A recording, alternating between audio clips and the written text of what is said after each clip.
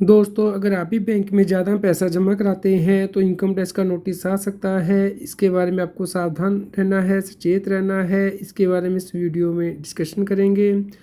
Regular update के लिए सी ए Satbir Singh YouTube channel को सब्सक्राइब कर लें ताकि आपको टैक्स के रेगुलर अपडेट मिलते रहें, आप टैक्स प्लानिंग कर पाएँ। दोस्तों, इनकम टैक्स डिपार्टमेंट हमेशा ऐसे टैक्स पेयर के ऊपर नज़र रखता है जो कि आप अपने सेविंग अकाउंट में या करंट अकाउंट में कैश जमा करते हैं या निकालते हैं। दोस्तों, इसके लिए आपको कैश ट्रांजैक्शन लिमिट को समझना बहुत ज़रूरी है इनकम टैक्स एक्ट के अंतर्गत। तो अगर आप कैश जमा कराते हैं 10 लाख से ज़्यादा का अपने सेविंग अकाउंट में सिंगल फाइनेंशियल ईयर में, तो उस केस में इनकम टैक्स डिपार्टमेंट नोटिस जारी कर सकता है, क्योंकि ये इन्फॉर्मेशन इनकम टैक्स डिपार्टमेंट को AIS यानी कि एनुअल इन्फॉर्मेशन स्टेटमेंट में मिल जाती है कि आपने इतना पैसा जमा कराया है। इसके अलावा दोस्तों, अगर आप 1 करोड़ से ज़्यादा का अमाउंट निकाल लेते हैं अपने सेविंग या करंट अकाउंट से, तो उस केस में भी इनकम टैक्स डिपार्टमेंट को इसकी जानकारी चली जाती है, जिस केस में कि आपको मैंडेटरी एक्सप्लेनेशन देनी पड़ सकती है कि कैश आपने किस पर्पज़ के लिए निकाला है, कहाँ पे यूज़ किया है। इसके ऊपर गवर्नमेंट TDS काट लेती है, जिससे कि टैक्स पेयर के बारे में पता चल जाता है कि उसने किस बैंक से कैश निकाला है, कितना निकाला है। दोस्तों, यहाँ पे आपको ध्यान रखना है कि एग्रीगेट रूल अप्लाई होता है। मान लीजिए आप 5-5 लाख रुपए करके निकाल रहे हैं, तो भी दोस्तों पूरे फाइनेंशियल ईयर में अगर 10 लाख से ज़्यादा आप निकाल लेंगे तो उस केस में इनकम टैक्स डिपार्टमेंट को इसकी रिपोर्टिंग चली जाती है। तो ये पर ट्रांजैक्शन लिमिट नहीं है, एग्रीगेट लिमिट है पूरे साल में। दोस्तों, ज़्यादातर लोगों के पास डोरमेंट अकाउंट होते हैं। जब उनके पास अचानक कैश आ जाता है तो उस अकाउंट में जमा कर देते हैं, जो कि उन्होंने पहले कभी यूज़ ही नहीं किया होता, मिनिमम बैलेंस होता है। तो इस केस में भी इनकम टैक्स डिपार्टमेंट को रेड फ्लैग मिल जाता है कि टैक्स पेयर के पास ये पैसा आया है, तो इसे हाई प्रायोरिटी के बेस पे इन्वेस्टिगेट किया जाता है इनकम टैक्स डिपार्टमेंट के द्वारा।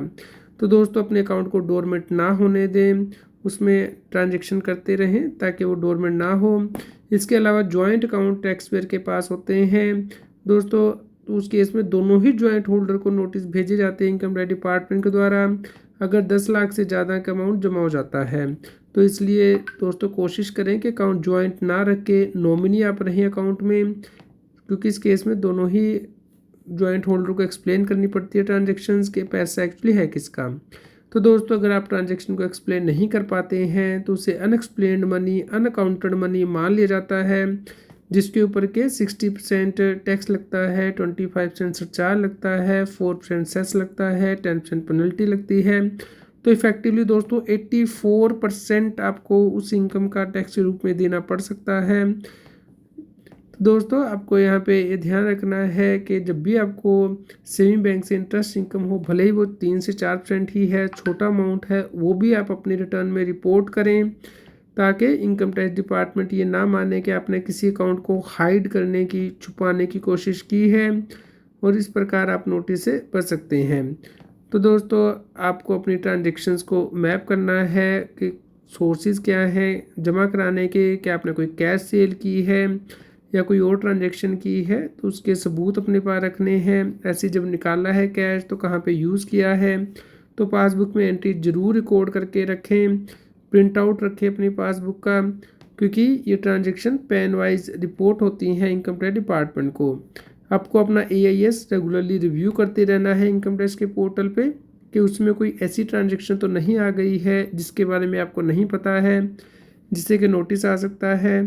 तो इस प्रकार की ट्रांजैक्शंस और सेविंग अकाउंट अपने ज़रूर रिपोर्ट करें अपने इनकम टैक्स रिटर्न में। सभी बैंक अकाउंट रिपोर्ट करने ज़रूरी है अपनी ITR में, भले ही वो सेविंग अकाउंट है, करंट अकाउंट है, जॉइंट अकाउंट है। तो इस बात का आप ध्यान रखें। दोस्तों, अगर आपका कोई भी क्वेश्चन हो तो आप अपने टैक्स प्रोफेशनल CA से ज़रूर कंसल्ट करें, या आप हमें taxil@gmail.com पर कॉन्टैक्ट कर सकते हैं। दोस्तों, रेगुलर अपडेट के लिए आप CA सतबीर सिंह टैक्सील को सब्सक्राइब कर लें टेलीग्राम ऐप पे, ताकि आपको रेगुलर अपडेट मिलते रहें। और व्हाट्सएप चैनल को QR कोड स्क्रीन पे दिया गया है, कृपया लाइक करें और शेयर करें ताकि सभी लोगों तक की जानकारी पहुंच पाए और वो टैक्स की कॉम्प्लायंस कर पाएँ।